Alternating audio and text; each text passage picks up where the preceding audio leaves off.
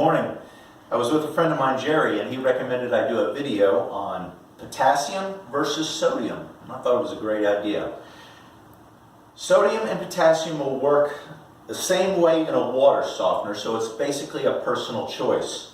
If you remember back in the 80s, there was a product that was called No Salt. It was for everybody who was trying to cut back on their salt intake. It was the salt substitute, and it's basically potassium.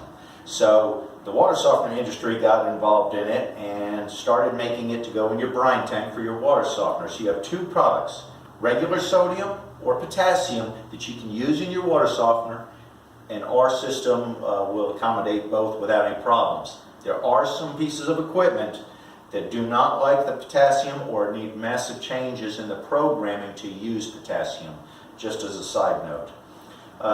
The potassium will soften the water the exact same way as sodium, but there's cost difference. Potassium is almost $30 a bag now. It didn't start out that high, but it has really crept up. So you can use potassium at $30 a bag, or you can use sodium for about $10 a bag. It's a personal choice.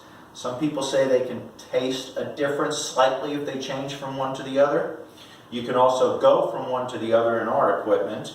You could blend one bag of potassium, one bag of sodium, and get a little bit of benefit that way.